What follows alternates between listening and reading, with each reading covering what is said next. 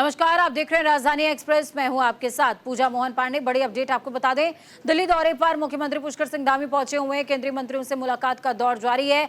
CM Dhami ने नितिन गडकरी से भी मुलाकात की है। कार्यभार ग्रहण करने पर उन्होंने शुभकामनाएं भी दी।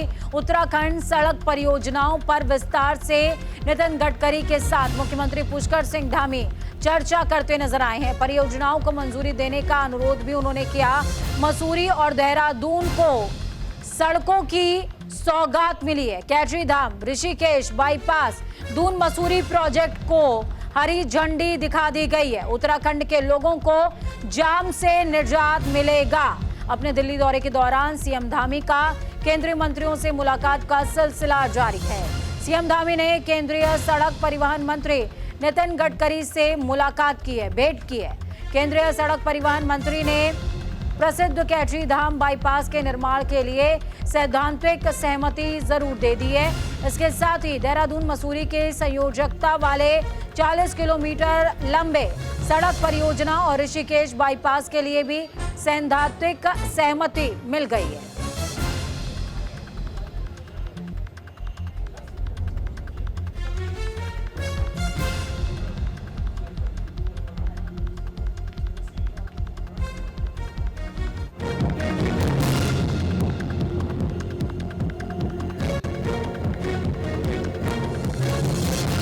तो दिल्ली दौरे पर है मुख्यमंत्री पुष्कर सिंह धामी। केंद्रीय मंत्रियों से मुलाकात का दौर जारी है। इस बीच नितिन गडकरी को कार्यभार ग्रहण करने पर शुभकामनाएं भी पुष्कर सिंह धामी ने दी। और इस दौरान देखिए 5 तस्वीरें आपको दिखा रहे हैं। नितिन गडकरी से मुलाकात की तस्वीर है। मनोहर लाल से भी मुलाकात पुष्कर सिंह धामी ने की है। पीएम मोदी से भी मिले हैं पुष्कर सिंह धामी। राजनाथ सिंह से मुलाकात की है और जेपी नड्डा से भी मुलाकात करते नजर आए हैं।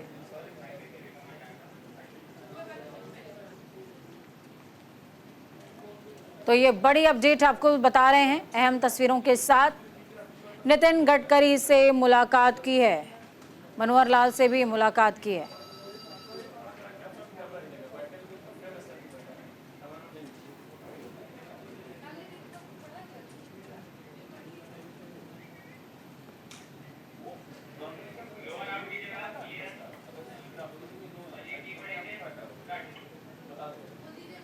दिल्ली दौरे पर पहुंचे हुए हैं पुष्कर सिंह धामी। इस बीच केंद्रीय मंत्रियों से लगातार मुलाकात का दौर जारी है। आपको बताते चलें कि पहली मुलाकात सीएम धामी ने पीएम नरेंद्र मोदी से की। लगातार तीसरी बार पीएम बनने पर शुभकामनाएं पुष्कर सिंह धामी ने उनको दी है। नैनीताल में पार्किंग के मुद्दे पर भी विस्तार से चर्चा की।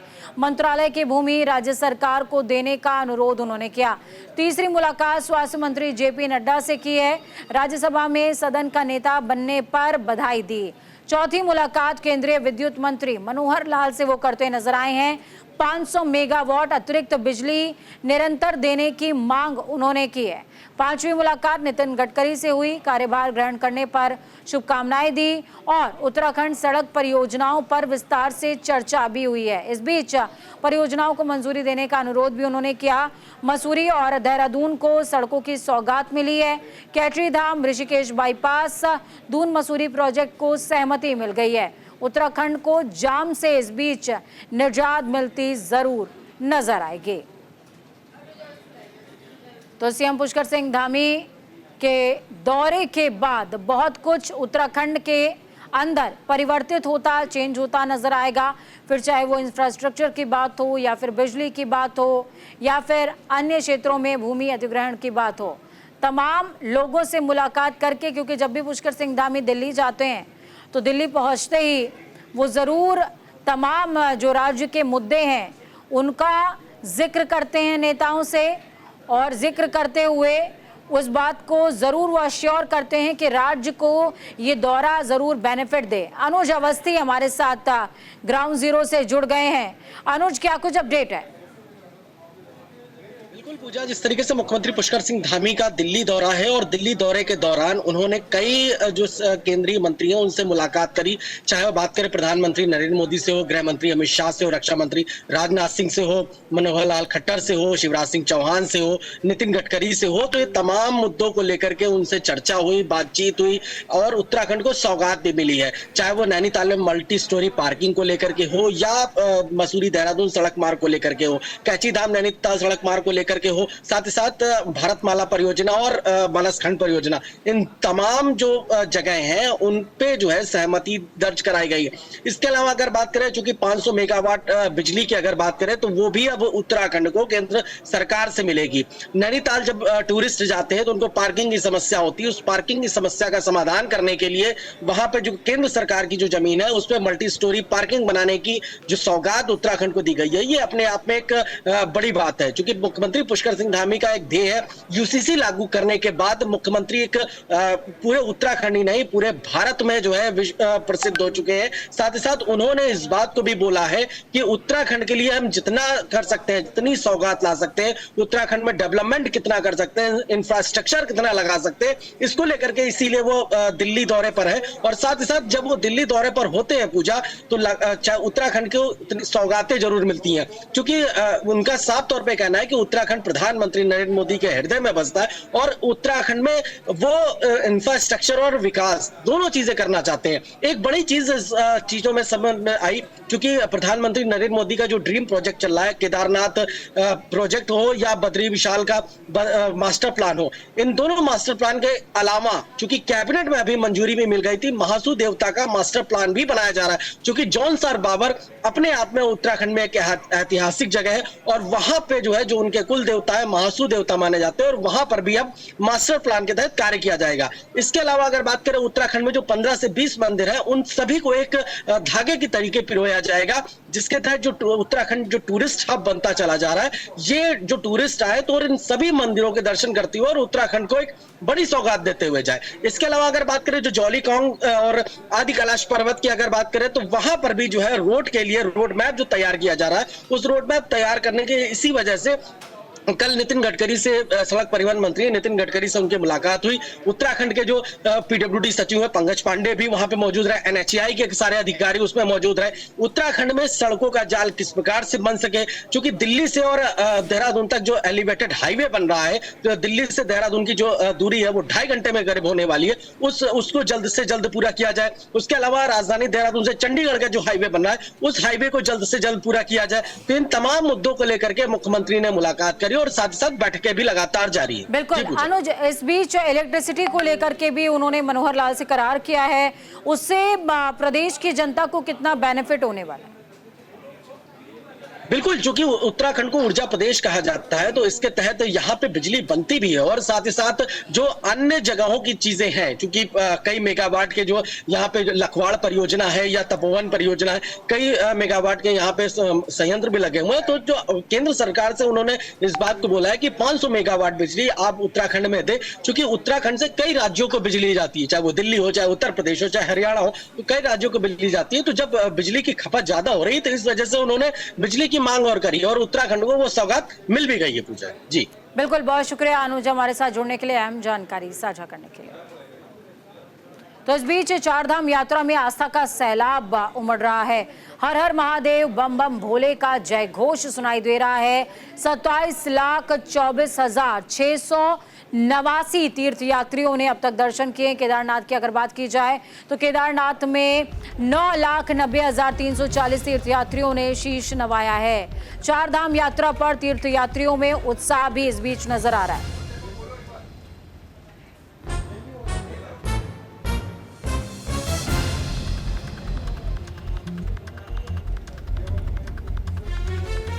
पहाड़ियों से समतल तक ये मन्नतों की मंजिल बदस्तूर जारी है।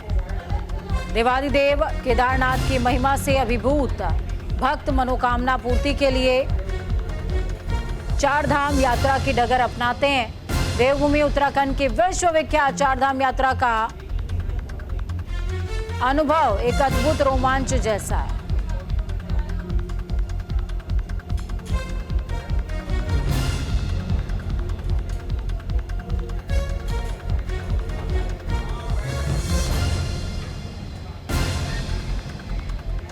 मानसून से उत्तराखंड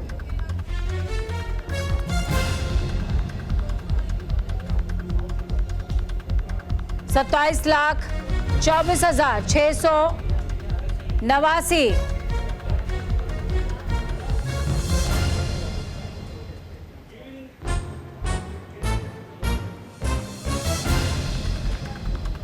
अब तक 4 धाम के दर्शन कर चुके हैं।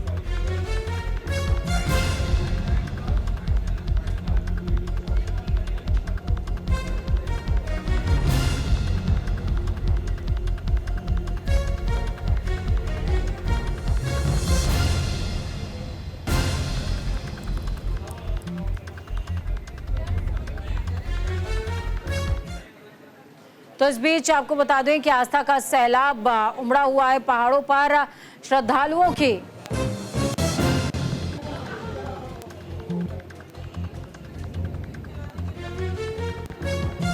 मानसून ने उत्तराखंड में दस्तक दे दी है। तेज हवाओं के साथ बारिश ने दस्तक दी है।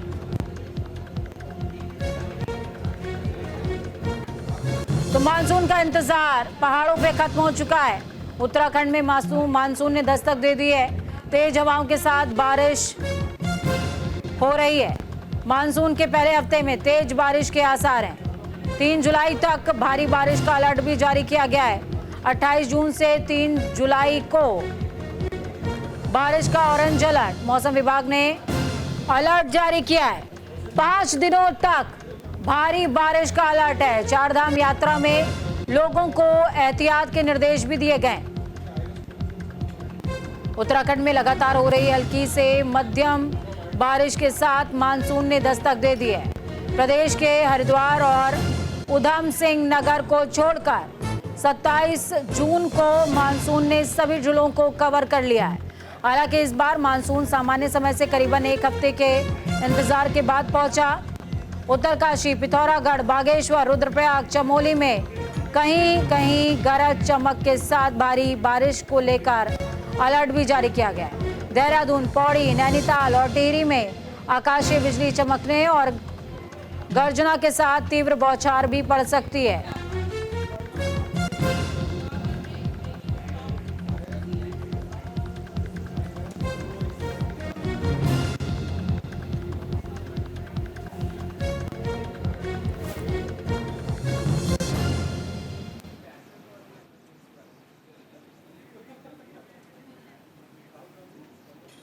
इस खबर पर ज्यादा जानकारी के लिए संजय पुंडीर जुड़ गए हमारे साथ में।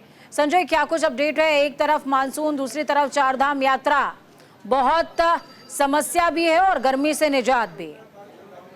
देखिए पूजा, उत्तराखंड में मानसून ने दस्तक तो देती है, जिससे कहीं ना कहीं लोगों को गर्मी से राहत मिली है। हालांकि मौसम विभाग ने पहले ही पूर्वानुमान जारी किया था और कई जिलों के लिए येलो अलर्ट भी जारी किया था, क्योंकि हम लगातार देख रहे हैं कि उत्तराखंड के ज्यादातर जनपदों को मानसून ने दस्तक दे दी है। अगर हरिद्वार की बात की जाए तो यहाँ पर भी हल्की और मध्यम वर्षा हो रही है, और जिस तरह से 4 धाम यात्रा भी है तो यात्रियों को लगातार अलर्ट मोड पर रखा गया है। यानी जो आपदा की टीमें हैं वो समय समय पर श्रद्धालुओं को एक चेतावनी भी दे रही है, क्योंकि जब बारिश होती है तो पहाड़ों में भूस्खलन जैसी समस्याएं आ जाती है, तो लोगों को बहुत सावधानी बरतने की जरूरत है। जहां एक और बारिश से लोगों को राहत मिलेगी तो वही दूसरी ओर श्रद्धालुओं के लिए परेशानी का सबब भी बन सकती है। यानी उत्तराखंड के सभी जनपदों के जो जिला अधिकारी है वो समय समय पर लोगों को जागरूक कर रहे हैं, टीवी के माध्यम से, समाचार विज्ञापनों के माध्यम से। यानी कह सकते हैं कि मानसून जिस तरह से दस्तक दे रहा है तो उससे कहीं ना कहीं लोगों को सावधानी भी बरतने की जरूरत है, क्योंकि आने वाले 2 से 4 दिनों तक लगातार बारिश होने की संभावना बताई जा रही है। पूजा, बिल्कुल संजय, देखिए जो 4 धाम यात्रा होती है उस दौरान कई सारे ऐसे रास्ते होते हैं जो बहुत ज्यादा स्लिपरी हो जाते हैं, तो उन रास्तों में जो पर्यटक पहुंच रहे हैं 4 धाम यात्रा के लिए, उन रास्तों में एहतियात के लिए क्या किसी तरह के साइन बोर्ड की या लोगों की व्यवस्था की गई है जो गाइड कर सकें? देखिए पूजा, पहले ही जिस तरह से पहाड़ी क्षेत्र होते हैं तो वहाँ हल्की और मध्यम बारिश से ही भूस्खलन जैसे हालात हो जाते हैं, तो उसके लिए सबसे पहले प्रशासन की ओर से कहा गया है कि दिन के समय आप यात्रा करें, क्योंकि अगर रात को आप यात्रा करते हैं तो कहीं ना कहीं खतरा बन सकता है। क्योंकि बीते दिनों उत्तराखंड में कई ऐसे हादसे हो चुके हैं जो मैदानी जिलों के ड्राइवर होते हैं, वाहन चालक होते हैं, उनको एक अनुभव नहीं होता है वहां पर गाड़ी को चलाने का, तो कहीं ना कहीं वो हादसे के शिकार हो जाते हैं। इसके लिए जगह जगह प्रशासनिक की टीम है, यातायात पुलिस है, वो लोगों को जागरूक कर रही है और एहतियात बरतने के लिए भी लगातार कहा जा रहा है। यदि जो यात्री होंगे, श्रद्धालु होंगे, उनको खुद से भी सावधानी बरतने की जरूरत है, क्योंकि जो पहाड़ी जिले होते हैं वहां पर तमाम बारिश के चलते जो स्थिति है वो खराब हो जाती है। तो उसको लेकर समय समय पर जो प्रशासनिक अधिकारी है वो लगातार लोगों को जागरूक कर रहे हैं। जी पूजा। बिल्कुल, बहुत शुक्रिया संजय हमारे साथ जुड़ने के लिए, अहम जानकारी साझा करने के लिए।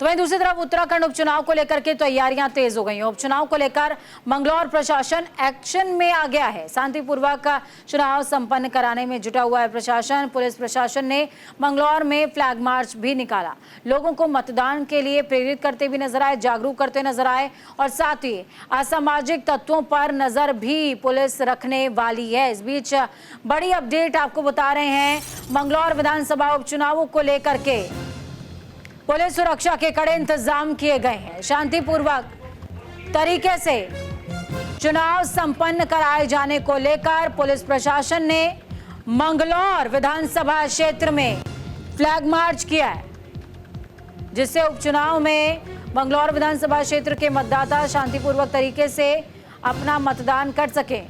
मंगलौर सीओ विवेक कुमार ने बताया कि मंगलौर उपचुनावों को लेकर ITBP force, paramilitary force, PSC, स्थानीय पुलिस के साथ ही पूरी विधानसभा में फ्लैग मार्च निकाला गया है, जिससे मतदाता बिना डर के शांतिपूर्वक तरीके से अपने मत का इस्तेमाल कर सकें।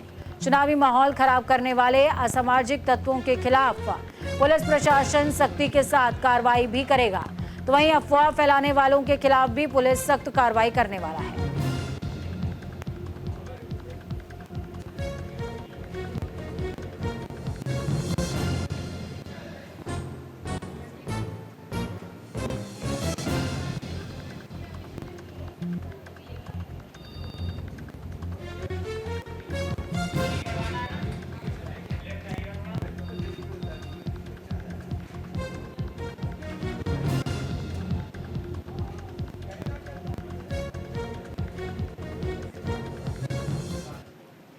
तो उत्तराखंड में 2 सीटों पर उपचुनाव है। चुनाव की तैयारियां तेज हो गई हैं। बद्रीनाथ और मंगलौर सीट पर उपचुनाव होने वाला है। बद्रीनाथ सीट से बीजेपी प्रत्याशी हैं राजेंद्र सिंह भंडारी। मंगलौर सीट की अगर बात करें तो करतार सिंह भड़ाना बीजेपी की तरफ से प्रत्याशी हैं। मंगलौर सीट से कांग्रेस उम्मीदवार हैं काजी निजामुद्दीन। बद्रीनाथ सीट से कांग्रेस प्रत्याशी हैं लखपत बुटोला। सपा ने कांग्रेस को समर्थन देने का ऐलान किया है। 10 जुलाई को उपचुनाव होना है और 13 जुलाई को उपचुनाव के नतीजे सामने आ जाएंगे।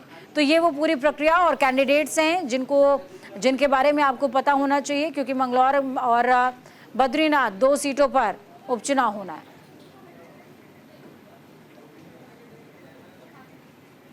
उत्तराखंड में मंगलौर विधानसभा सीट और बद्रीनाथ विधानसभा सीट पर 10 जुलाई को उपचुनाव होना है। इस बीच कांग्रेस के वरिष्ठ नेता और पूर्व मुख्यमंत्री हरीश रावत ने दोनों सीटों पर जीत का दावा किया है। तो वहीं बीजेपी ने भी अपने जीत के दावे बीजेपी भी कर रही है। कांग्रेस के वरिष्ठ नेता हरीश रावत ने कहा, लोकसभा चुनाव में देश भर में परिवर्तन का माहौल बना है और इस उपचुनाव में उत्तराखंड की जनता दोनों सीटों पर कांग्रेस को जिताने का काम करेगी।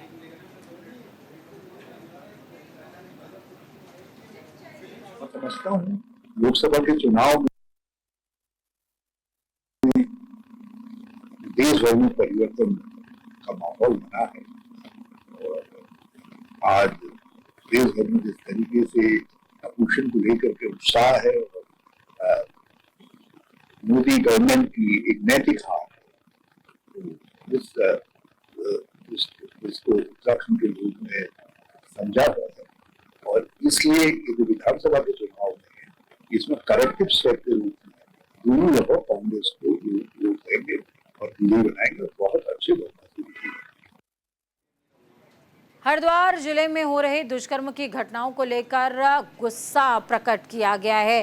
प्रदेश महिला कांग्रेस अध्यक्ष ज्योति रौतेला के नेतृत्व में आज महिला कांग्रेस ने एसएसपी कार्यालय का घेराव किया और एसएसपी सिटी को ज्ञापन भी सौंपा है। ज्योति रौतेला का आरोप है कि प्रदेश में एक साल 11 महीने के अंदर लगभग 1500 से ज्यादा बलात्कार की घटनाएं हो चुकी हैं। हरिद्वार जिले में बलात्कार की घटनाएं और जिले से दुगनी है। आगे उन्होंने कहा कि बलात्कार की घटनाओं को अंजाम देने वाले सभी लोगों को फांसी की सजा दी जाने और उनके मुकदमे फास्ट ट्रैक कोर्ट में चलाए जाने की मांग भी करती नजर आई। देखिए, इस प्रदेश में लगातार बलात्कार की घटनाएं बढ़ती जा रही है। पिछले 1 साल 11 महीने में 1552 बलात्कार के केसेस देवभूमि उत्तराखंड में, और हरिद्वार जिले में ये घटनाएं बाकी जिलों से दुगनी हैं। हमारी एसएसपी से मांग थी, एसपी ऑफिस का हमने घेराव करा कि अरेस्टिंग कर रही है, ठीक है, लेकिन अरेस्टिंग तो अंकिता भंडारी के मामले में हुई, 2 साल होने का और सितंबर में अभी तक उनको फांसी की सजा नहीं हुई है। हम लोगों को, बलात्कारियों को फांसी की सजा देनी चाहिए, एग्जाम्पल सेट करना पड़ेगा उत्तराखंड में। नहीं तो लगातार जिस तरीके से नाबालिग बच्चियों के साथ, महिलाओं के साथ, बुजुर्ग महिलाओं के साथ बलात्कार की घटनाएं हमारे प्रदेश में बढ़ रही है, ये बहुत शर्मनाक है। और हम चाहते हैं कि ये फास्ट ट्रैक कोर्ट में इस केस को चलाया जाए और बलात्कारियों को फांसी की सजा से कम कुछ नहीं दिया जाए। अगली खबर भी हरिद्वार से ही है, जहां पर सैनी समाज ने एसएसपी कार्यालय के बाहर धरना प्रदर्शन किया। स्थिति को नियंत्रित करने के लिए पुलिस बल तैनात किया गया है। जानकारी के मुताबिक ग्राम प्रधान पति आदित्य राज सैनी के खिलाफ दुष्कर्म और हत्या के मामले में दर्ज मुकदमे के विरोध में प्रदर्शन किया गया। समाज के लोगों का कहना है कि आदित्य राज सैनी को झूठे आरोपों में फंसाया जा रहा है। इस मामले की निष्पक्ष जांच की जानी चाहिए। प्रदर्शनकारियों ने प्रशासन को चेतावनी देते हुए कहा कि अगर उनकी मांगें नहीं मानी गई तो वो बड़े पैमाने पर आंदोलन करेंगे। सैनी समाज का जो शोषण हो रहा है और ये निरंतर कई सालों से चलता आ रहा है, लेकिन सैनी समाज के इतने आज जो युवा साथी हमारे आज एसएसपी कार्यालय पहुंचे हैं, वो जो सांतरसामा प्रकरण हुआ है उसमें आदित्य राज सैनी का कोई किसी प्रकार का रोल नहीं है। जनप्रतिनिधि का काम ही होता है, वो अपने स्तर से पहले देखता है, और जो उस तथ्य छिपाने का आरोप लगा और धारा 120 भी उस पर लगाई जा रही है, तो निराधार और गलत है। इसमें सभी सैनी समाज के जितने भी कार्यकर्ता यहाँ पहुँचे हैं वो सभी सीबीआई की जांच या एसआईटी से जांच हो और तथ्य निखर का है और जो दोषी होगा उसको सजा मिले। राजधानी एक्सप्रेस में खबरों का सफर यहीं तक। मुझे दीजिए अनुमति। नमस्कार।